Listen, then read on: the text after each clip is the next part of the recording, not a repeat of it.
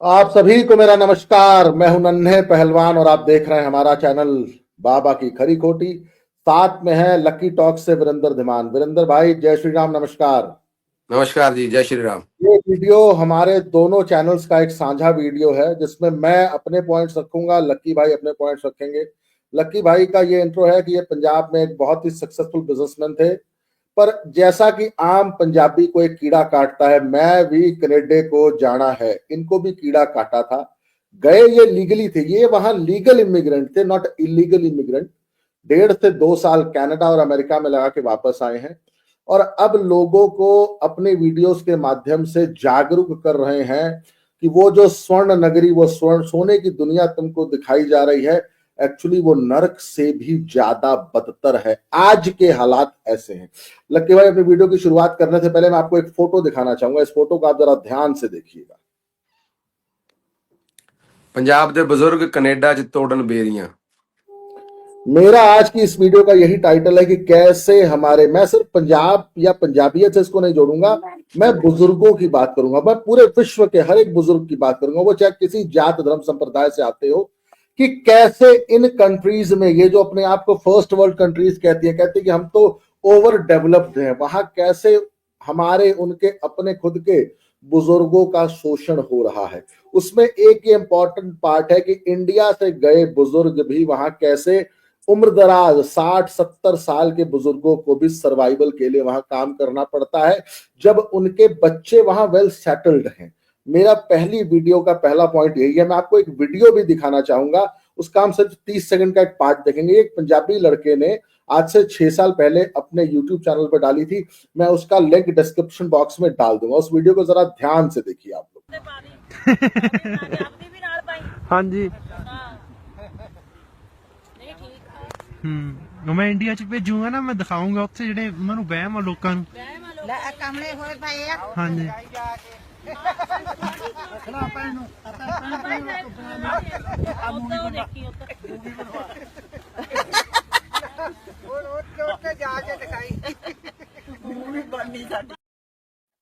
ये वीडियो तो 2.25 मिनट की बहुत लंबी हो जाएगी, पर इसमें मैंने जो 2-3 पॉइंट नोटिस किए हैं कि उसमें एक बुजुर्ग महिला पीछे से कह रही है, जिनकी बाद में हमने वीडियो भी देखी, कि कमले हो या लोग जड़ा इथे आना चाहते हैं।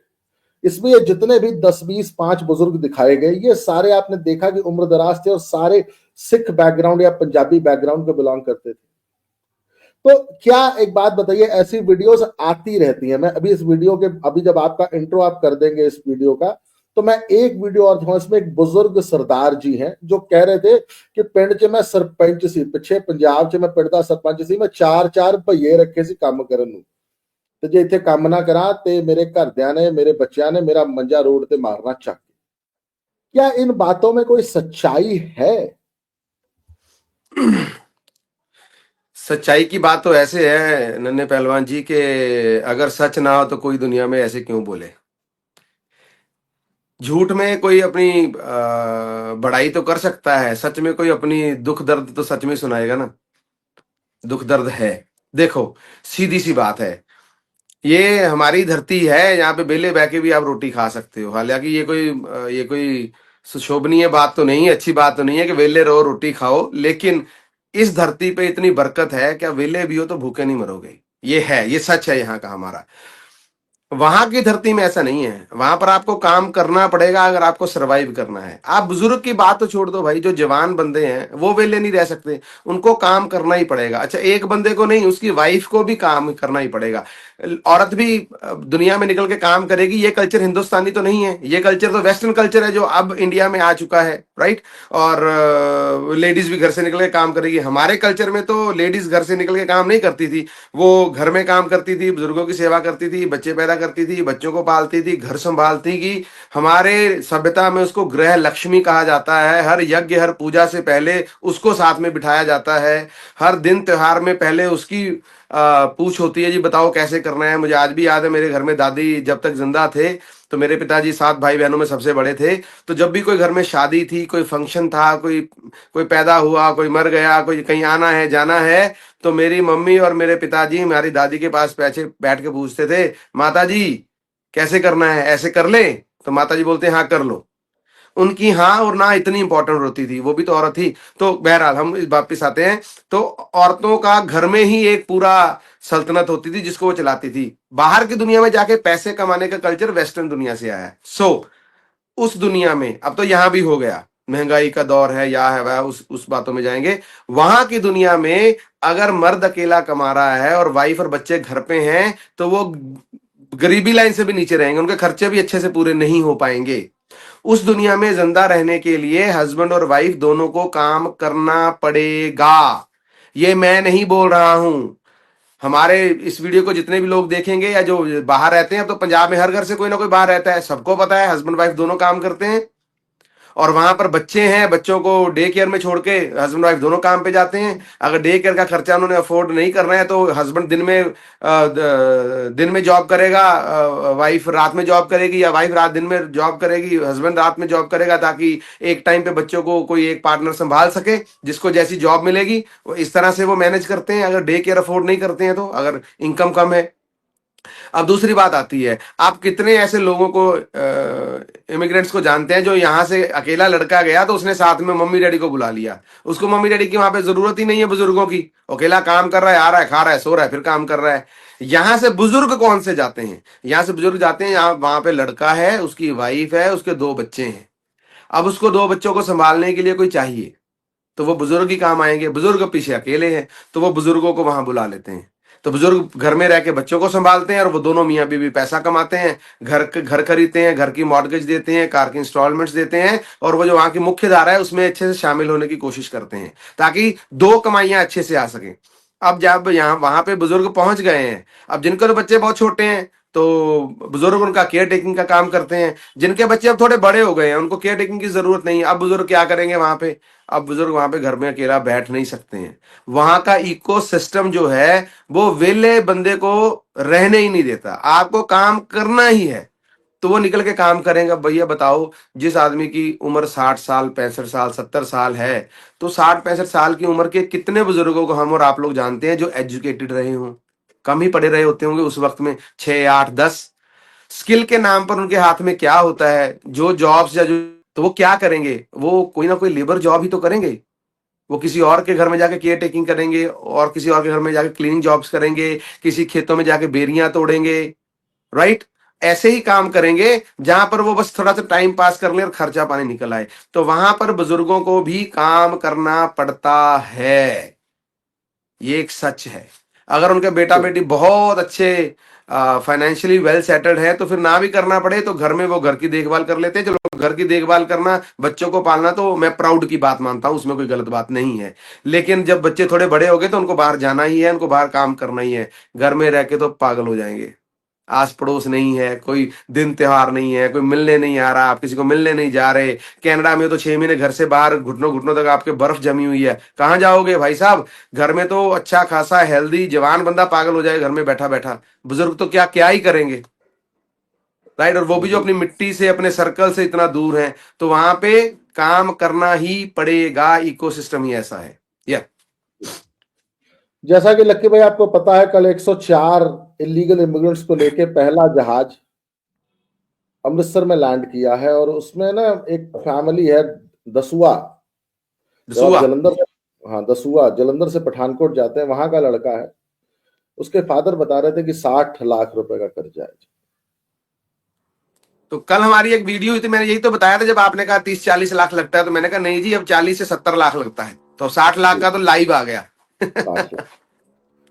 मैं एक वीडियो और दिखाऊंगा, इससे आप लोगों को वहां की एक और सच्चाई पता चलेगी। देखिए, मैं तो ये कहूँगा भी उन्होंने बच्चों को नहीं इधर भेजना चाहिए, जिहदा कोई इधर आपदा खास रिलेटिव ना नहीं होवे तो भेज दिओ, जे नहीं रिलेटिव तो इन्ने पैसे ला के इधर नहीं भेजो। सारे नशे मिलते हैं, जग भी मिलते हैं, डोडे भी मिलते हैं, तीन भी मिलते हैं, किहड़ा नशा नहीं मिलता? सब कुछ मिलता। मैनू कहता तू दाल च लून मिर्च देखण जानदा, सब्जी पता हो जानदा, कहता कि इत्थे ना देखी। मैं क्यों? कहता इत्थे जो लून मिर्च देखण लग गया ना, वध घट कहण लग गया, दूजे ने राइट वे मंजा जेहड़ा रोड ते तेरे खाते तेनू मत्था टेकण नहीं पैसे मिलने आ, वो तेनू नहीं पैसा मिलना, वो घरदिਆਂ ਨੂੰ ਜਾਂਦਾ। कमाई करेगा तो घर के सामभणगे, जो तू ना कमाई करे तेन वृद्ध आश्रम छड्डा, तेनू सामभणा नहीं आया उन्होंने। ਆਪਦੇ ਬੱਚੇ ਵੀ ਗਵਾ ਲਏ, ਆਪਦੀ ਸੱਭਿਅਤਾ ਵੀ ਗਵਾ ਲਈ, ਆਪਦਾ ਧਰਮ ਵੀ ਗਵਾ ਲਿਆ। ਇਹ ਸਾਰਾ ਕੁਝ ਸਾਡੇ ਕੋਲ ਫਸਿਆ, ਸਾਡੇ ਕੋਲ ਕੱਖ ਨਹੀਂ ਹੈ। ਤੇ ਸਰਪੰਚੀ ਕਰਦੇ ਸੀ, 4-4 ਲੇਬਰ ਚ ਬੰਦੇ ਰੱਖੇ ਹੋਏ ਸੀਗੇ। ਇੱਥੇ ਸੀ एक बुजुर्ग थे पंजाब से, इन्होंने अपना बैकग्राउंड बताया कि पिंड के सरपंची भी करते सी, मतलब गांव के प्रधान प्रमुख सरपंच भी थे, 4-4 लेबर भी थे। और वहां जाकर अब कहते हैं कि हमने पंजाबियत भी खोली, बच्चे खोली, सभ्यता खोली। अगर आपका यहाँ कोई रिश्तेदार नातेदार है जो आपके बच्चे को संभाल सके तब तो भेजो, नहीं तो इतने इतने पैसे लगा के मत भेजो। ड्रग्स इजीली अवेलेबल है, चिट्टा, भुक्की, अफीम, स्मैक इजीली अवेलेबल है। तो आप एक बात बताइए, जैसा मैंने आपको बताया कि उन पेरेंट बता रहे थे कि 60 लाख रुपए लगा के हमने बेटा अमेरिका भेजा था वाया डोंकी, वहां पकड़ा गया और आज वापस कल वापस रिपोर्ट कर दिया। 18,000 लोगों की लिस्ट तो इंडियन गवर्नमेंट के साथ शेयर हो चुकी है, जिन लोगों को उन्होंने पकड़ लिया और वापस भेज रहे हैं। और अभी 2-3 दिनों से पिछले लगातार वहां ऐसी वीडियो सरफेस हो रही हैं पंजाबी ऑनलाइन यूट्यूब चैनलों पे, जहां पर पुलिस क्रैकडाउन कर रही है स्टोर्स में कि कौन इलीगल यहाँ इमिग्रेंट काम कर रहा है। आपको नहीं लगता कि ये स्थिति बहुत ज्यादा भयावह होने वाली है पंजाब के लिए, हरियाणा के लिए और जी गुजरात के बिल्कुल, लिए? जी बिल्कुल, बहुत ज्यादा। इस बात से नहीं कि जो गए हैं उनको वापस भेज दिया जाएगा, वो एक एस्पेक्ट ऑफ द टॉपिक है। दूसरा एस्पेक्ट क्या है कि वो बंदा 60 लाख रुपया लगा कर गया है, कर्जा उठा के, जमीन बेच के, गहना बेच के, पहली बात। दूसरी बात, वो जान का खतरा मोल लेके गया है, डंकी लगा के, कूद फांद के। जितने महीने, जितने दिनों तक वो बच्चा, वो लड़का अमेरिका पहुंच के फोन नहीं करता ना जी मैं पहुंच गया, तब तक माँ बाप की जान यहां पे अटकी रहती है कि हमारा जवान बच्चा पहुंच, इतना बड़ा रिस्क लेकर गए होते हैं। वहां जाकर के फिर जॉब ढूंढनी है, काम करना है, सेटल होना है। तो ऐसी बहुत सारी बातें हैं। वो वापिस आ जाएंगे, इसमें ये नहीं है कि उसके पीछे दुख किस बात का है। दुख इस बात का है कि इतना पैसा है, इतना कर्जा है, इतनी जान का खतरा लेकर गए थे, अब फिर वापिस आ गए हैं। ये बातें हैं।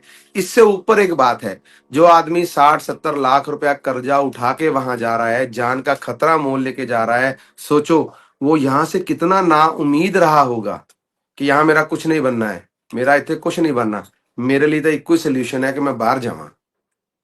अब वो इस नाउमीदी से निकल के वहां पहुंच गया था, स्वर्ग में पहुंच गया था। अब वहां से उसको निकाला मिल गया, अब उसकी नजर में वो वापस नरक में आ गया है। अब वो और प्रॉब्लम में है। अभी बड़ी मुश्किल से तो निकला था, कर्जा लेके, जान का खतरा उठा के पहुंचा था, अब मैं फिर वापस वहीं पहुंच गया, जीरो पे, बैक टू पवेलियन हो गया हूं। अब क्या करूंगा, नाउम्मीद तो वो पहले ही था, ऊपर से आस पड़ोस वाले रिश्तेदार नहीं जीने देंगे, तंज कसेंगे, क्या बना, भेज दिया, निकाल दिया, लोगों की बातें सुननी पड़ेंगी। तो समाज में एक अजीब किस्म की, जो लोग इतना रिस्क लेके, आखिर देखो भाई, सच बात तो यही है ना, है ना। वो शेर है ना, कुछ तो बात रही होगी, यूं ही कोई बेवफा नहीं होता। कुछ तो उनकी जिंदगी में रहा होगा ना, जो इतना पैसा कर्जा कर के भी वो गए, कुछ तो दुख रहे होंगे ना। अब वो वापिस उसी में है। तो और वो एक दो नहीं है, अभी 18,000 की लिस्ट आई है। और ऐसा तो नहीं है कि अगर अमेरिका में 50 लाख लोग इलीगल या इमिग्रेंट्स ऐसे हैं तो 50 लाख ही भेज देंगे, वो ऐसा तो नहीं होगा भाई, ये प्रैक्टिकल पॉसिबल नहीं है। पर कुछ हजार या कुछ लाख को भेजने का तेवर तो उनका सारी दुनिया को नजर आ रहा है। जितनों को भेज देंगे वो तो पंजाबी च कहने रुल गए, कर्जाई भी हो गए और कुछ हाथ भी नहीं लगा। और फिर दोबारा पैसा इतना लगा के जा पाना, खतरा मोल लेके पहुंच पाना, कितनों में वापस हिम्मत रहेगी ये भी नहीं पता। और जो वहां के तेवर हैं वैसे हौसला तोड़ रहे हैं। और यही बात नहीं है कि वहां से उनको वापस भेजा जा रहा है। भाई साहब, जो वहां पर रह रहे हैं उनके ऊपर भी तो तलवार लटकी हुई है ना, वो भी तो डर रहे हैं, पता नहीं कब हमारा नंबर लग जाएगा। सिर्फ उनको होल्ड करके वापस नहीं भेजा जा रहा। जहां पर जो भी इलीगल इमिग्रेंट्स काम कर रहे हैं, उन इलीगल इमिग्रेंट्स को जहां पे वो जॉब कर रहे हैं, उनको भी तो वार्निंग्स मिल गई हैं कि अगर आपके पास बिना पेपर का कोई बंदा काम करेगा तो आपको फाइन लगेगा। फाइन लगेगा मतलब आपका रैकेट खराब हो जाएगा। तो वो भी डर के मारे अब जॉब्स नहीं देंगे तो काम भी नहीं मिलेगा। तो जो वहां रह रहे हैं ये तो कंफर्म है कि काम अब वहां आपको नहीं मिलेगा। अरे वहां का भाई, आदमी अपनी स्टोर, अपनी दुकान, अपने बिजनेस को रिस्क कभी नहीं लेगा। अरे देखो, काम तो हमारे हमारे इंडिया में सही बात बोले ना, हमारे जिले में कोई बढ़िया एसपी, ट्रैफिक एसपी कोई आ जाए और वो 4 दिन हेलमेट का चालान करना शुरू कर दे, 20 लाख की आबादी वाले शहर में जहां कोई हेलमेट नहीं पहनता, 4 दिन सिर्फ नाका लग जाए और 200 200 500 लोगों का चालान हो जाए ना, तो 5वें दिन में सारा शहर हेलमेट पहनना शुरू कर देता है। खौफ इसको बोलते हैं। सारे शहर जी का चालान तो नहीं करता है ना वो, सेम निकालेंगे कुछ को, खौफ सबको आएगा। 4 दुकानदारों को, 4 बिजनेसमैन को वार्निंग मिल जाएगी, उनका रिकॉर्ड खराब हो जाएगा, बाकी कहेंगे भैया ये जोड़े हाथ, हम खुद काम कर लेंगे, बिना पेपर का बंदा नहीं रखेंगे। उनको जी भाई साहब लोन नहीं मिलेगा, लोन कैंसिल हो जाएंगे, बिजनेस बंद हो जाएंगे, लाइसेंस रद्द कर देते हैं 1 मिनट में वहां पे। अगर आप लॉ एंड ऑर्डर के साथ कंपैटिबल नहीं हो, उनके साथ इन अलाइन नहीं हो, तो जो जॉब दे रहे थे अब वो नहीं देंगे, वो आपको रोटी खिलाने के लिए अपनी रोटी पे लात नहीं मारेंगे। तो ये माहौल बन रहा है, ये हो रहा है वहां पे राइट नाउ। तो डेफिनेटली तलवार लटकी हुई है, लोग डरे हुए हैं, और उससे ज्यादा तलवार उन लोगों पर है जिन्होंने 20 25 50 लाख दे दिया हुआ है और वो इन क्यू थे, लाइन में थे। अब वो ये सोच रहे हैं कि हमने एडवांस भी दे दिया है या पूरी पेमेंट भी दे दी है, एजेंट अब आराम से बैठेगा नहीं, ये देखते हैं जी अभी टाइट है, अभी नहीं जाने दे रहे, उनका पैसा तो जा चुका है, अब उनको 2 महीने इंतजार करना पड़ेगा, 2 साल इंतजार करना पड़ेगा, नहीं पता। जो वापिस आ गए हैं, जो जाना चाह रहे थे, लाइन में थे, उनका वो हिसाब है, ना घर के ना घाट के। जी ठीक है, आपने एक बात बहुत सही बता दी कि भैया 2 सदी बाद जाओगे कि 2 दिन बाद चले जाओगे, अब ये कंफर्म नहीं है। मैं आपको एक बात बता दूं, हमारे एक नोन है, वो एमईए में है, मिनिस्ट्री ऑफ एक्सटर्नल अफेयर्स में। वो जब बच्चे वहां आए हैं तो उनको उन्होंने रिसीव किया है, और हर बच्चे की उन्होंने अपने स्तर से काउंसलिंग करने, इंडियन गवर्नमेंट ने हर एक वहां आने वाले आदमी की काउंसलिंग की है कि देखो अगले 5 साल तो तुम कहीं अब जा नहीं पाओगे, तो अभी ट्राई भी मत करना। पर उन्होंने कहा है कि, कहते भाई मैं तो इस डिपार्टमेंट में 20 साल से नौकरी कर रहा हूँ, और ऐसे, कहता ये केस, कहता आपके लिए नया है, कहता 2023-24 में भी, कहता कई हजार लोगों को डिपोर्ट किया था अमेरिका ने, कहता वो बातें हुई नहीं, कहता हर साल लाखों लोग डिपोर्ट होके आते हैं, पर कहते मास डेपोर्टेशन इस बार हुआ है। कहते ये वर्ल्ड, कहता एक्चुअली हुआ क्या, डोनाल्ड ट्रंप ने तो सबके सामने कह दिया ना कि सारे इलीगल इमिग्रेंट, कहता होता क्या, गवर्नमेंट इलीगल इमिग्रेंट्स पकड़ती हैं, भेज देती हैं, कहता हम यहाँ रिसीव कर लेते हैं, कहता वो, कहता न्यूज बनती नहीं है। कहता इस बार ये हो गया हाईलाइटेड मामला, कहता डोनाल्ड ट्रंप ने बोल के कर दिया हाईलाइट। कहता हम तो हर एक आदमी को यही समझाते हैं, हर डिपोर्टी को, कि भाई मत ले पंगा, 2 4 5 साल यहीं कोई काम करो, 5 साल बाद फिर फ्रेश पासपोर्ट पर नया ट्राई करना। कहता लेकिन ये सुधरेंगे नहीं। कहता कुछ तो ऐसे थे वो आज आए, और कहता वो कल जुगाड़ में लग जाएंगे, वापस जहाज कहाँ का चढ़े। कहते नया पासपोर्ट बनाएंगे, कहता कोई नया जुगाड़ लगाएंगे, कोई नए, कहता पंजाब का आदमी हरियाणा से बनाएगा, हरियाणा वाला दिल्ली से बनाएगा, दिल्ली वाला यूपी से बनाएगा, कहीं बंगाल से बनाएंगे, है कहते जहां से बन जाएगा, कहता वहां से बनाएंगे। कहता पर ये जाएंगे। ठीक है, कल जब हमने और आपने एक वीडियो बनाई थी, उस पर एक आदमी ने कमेंट किया है, वो कमेंट मैं आपको दिखाना चाहूंगा, फिर इस कमेंट के थ्रू हम बात करेंगे कि अगर आपने जाना है तो भैया फिर क्या करके जाओ। बाबा जी इस भुक्त भोगी ने अंगूर खट्टे हैं कहा जाता है, no sane mind will return willingly, all grape wine is from the people who couldn't manage to get permanent residency और were lacking skills and attitude to survive. ये जो भाई साहब हैं, इनका नाम है माइक, इनके चैनल का नाम है माइक्स ऑसी टेल्स। ये ऑस्ट्रेलिया के नागरिक है, ऑस्ट्रेलिया की कहानियां सुनाते हैं कि ऑस्ट्रेलिया में कैसे होता है। तो उन्होंने ये कमेंट किया है कि आपके लिए, कि आपके अंगूर खट्टे थे, आप नहीं पीआर हो पाए।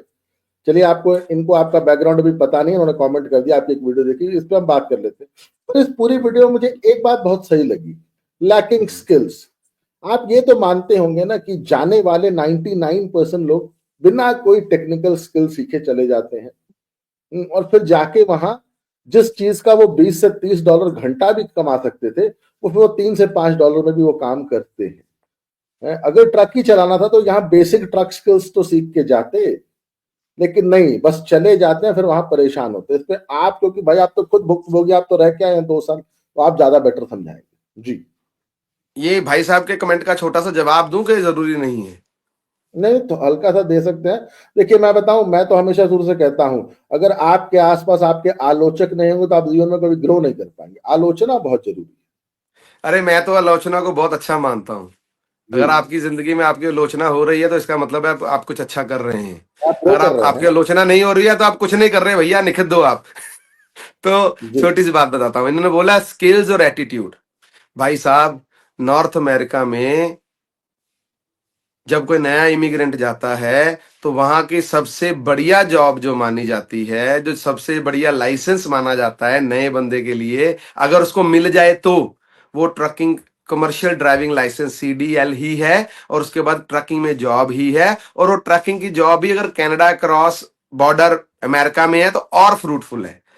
तो मैं पर्सनल बात करूं तो मैंने वहां जाके CDL भी लिया, ट्रकिंग में जॉब भी ली, और उसके बाद मैं क्रॉस बॉर्डर भी ड्राइव करता रहा, उसी में ड्राइव करता रहा।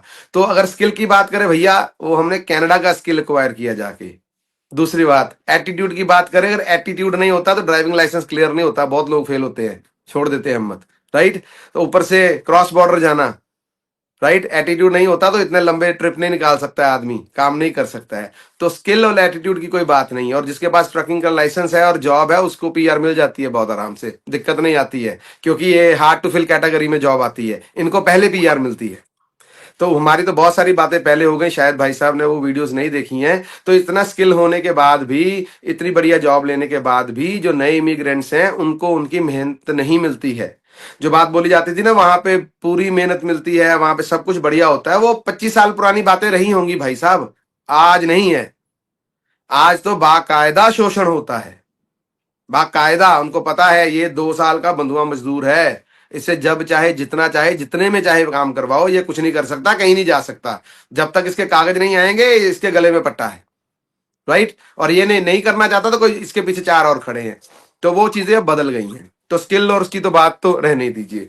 अब बात आती है और तरफ बात करें। देखो जी, अगर आपके पास तो स्किल नहीं है, अगर आप इन कंट्री में जा रहे हैं, चाहे वो इंग्लैंड है, न्यूजीलैंड है, ऑस्ट्रेलिया है, अमेरिका है, कनाडा है, तो इन देशों में आप जाके जो सबसे लोअर दर्जे की जॉब्स हैं, बिल्कुल लेबर, सफाई करना, टॉयलेट क्लीन करना, रेस्टोरेंट में बर्तन धोना, और कार धोना, और मॉल्स में ऐसी पैटी जॉब्स करना, जो बिल्कुल लोवेस्ट जॉब्स हैं, वो आपको मिलेंगी और वही आपको करनी पड़ेंगी। और वो इतना खपा देती हैं जॉब्स आपको कि आप कुछ भी और करने के लायक बचते नहीं हो जल्दी। आप कुछ और पढ़ाई कर लो, कुछ बढ़िया डिग्री ले लो या कुछ कर लो, वो आपकी एनर्जी चूस लेते हैं। अगर आपके पास पैसा नहीं है तो आपको कमाने के लिए इतना स्ट्रगल करना पड़ता है उन पैटी जॉब्स में। अब बात आती है थोड़े स्किल्स की। अरे भाई, अगर आपको लगता है कि आपको बाहर के देश में जाना है, बाहर के देश में जाना बुरी बात नहीं है, ये अच्छी बात है। आप ग्रोथ चाहते हैं, आप आगे बढ़ना चाहते हैं, आप इतनी बड़ी कीमत दे के घर, जमीन, परिवार, दोस्त, मित्र, रिश्तेदार, अपना सब कुछ छोड़ के जाना चाहते हैं, तो इसके लिए जिगरा चाहिए। मैं भी गया था, राइट।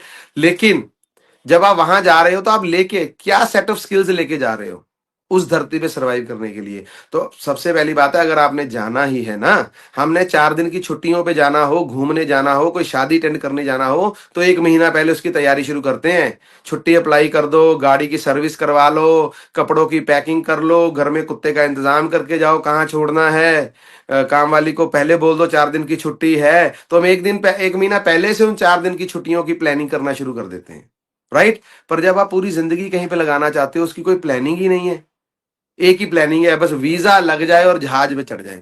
वहां जाके क्या करेंगे?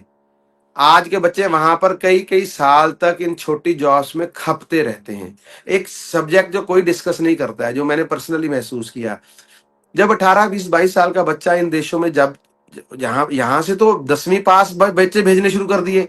12वीं पास बच्चा कितने साल का होता है जी? 17 साल का होता है।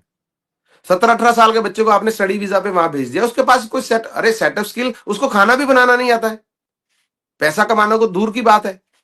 तो अगले 4, 5, 6 साल में वो बच्चा जब स्ट्रगल कर रहा होता है ना, वो बहुत बुरे तरीके की नेगेटिव मानसिकता से ग्रस्त होता है, क्योंकि हर जगह पे उसका शोषण हो रहा है। सॉरी, उसको काम बहुत करना पड़ रहा है, उसको एक्सप्लॉयटेशन हो रही है, उसको ट्रीटमेंट अच्छा नहीं मिल रहा है, उसको पैसे कम मिल रहे हैं, और जो उसके साथ लोग लगे हुए हैं वो भी हारे थके हुए हैं। तो 3-4 साल में उस छोटे से 17-18 साल 20 साल के बच्चे के मन में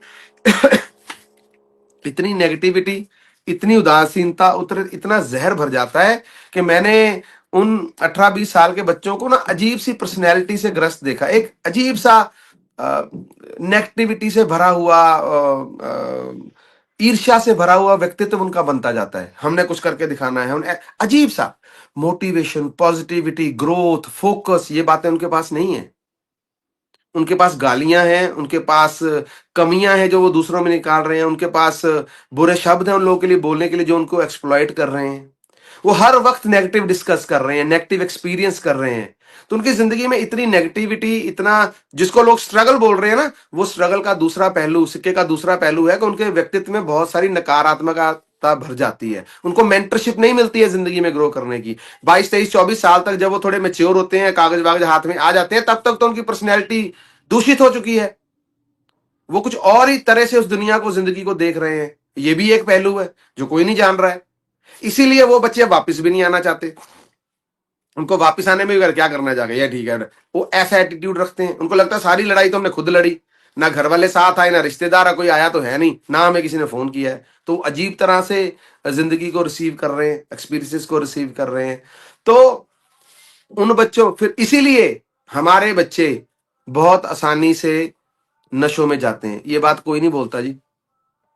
जो इतनी नेगेटिविटी से भरेगा, इतना तिरस्कार को झेलेगा, इतनी निम्न स्तरीय जॉब्स करेगा जिसमें उसको पैसा नहीं बन रहा, वो बचा नहीं पा रहा, घर नहीं भेज पा रहा, राइट, तो उसके लिए शाम को नशा करके सोना कौन सी बड़ी बात है?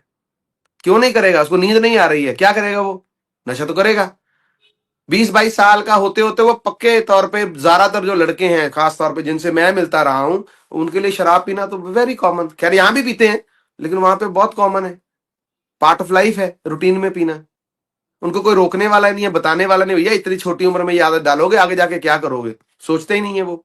तो ऐसी बहुत सारी प्रॉब्लम्स हमारा यूथ फेस करता है, जो यहाँ पे डिस्कस नहीं हो रही हैं, जो माँ बाप भी नजरअंदाज कर रहे हैं। हाँ, डर तो वहां पे है जी। तो लक्की भाई, इस चर्चा से मुझे एक बात बड़ी क्लियरली समझ आई कि बच्चों में गाइडेंस की कमी है, साथ में माँ बाप के अंदर भी वो गाइडेंस की कमी है। यस। तो मैंने जैसे कहा था ना कि नशा छुड़ाऊ केंद्र खुलने चाहिए, मुझे लगता है कि नॉर्थ इंडिया के ये 2 स्टेट, हरियाणा, हिमाचल और पंजाब, अब मैं हिमाचल प्रदेश को भी ऐड करूंगा, वहां भी ये थोड़ा सा कीड़ा, ये सुलेमानी कीड़ा वहां भी घुसा है कुछ लोगों में, और गुजरात, इन 3-4 स्टेट्स में मुझे लगता है कि ऐसे काउंसलिंग सेंटर्स खोले जाने चाहिए जहां पर बच्चों को एकदम स्पष्ट एक इमेज दिखाई जाए कि बेटा वो सोने की दुनिया नहीं है, वो सोने का नर्क है। वहां तुम्हारे बर्बाद होने के, अपने जीवन से हाथ धो बैठने के चांसेस ज्यादा हैं। और इसमें सबसे पहले उन माँ बाप को गाइड करने की जरूरत है कि कुछ मामलों में नो टॉलरेंस, मतलब एकदम जीरो टॉलरेंस एटीट्यूड होना चाहिए कि अगर बच्चा आप पे प्रेशर बना भी रहा है कि नहीं पापा मैं बाहर जाना, तो उनको नहीं बेटा नहीं जाना, इतने रहना इंडिया। यस, यस, पहली बात ये। अपने बच्चों की काउंसलिंग आपको खुद करनी पड़ेगी।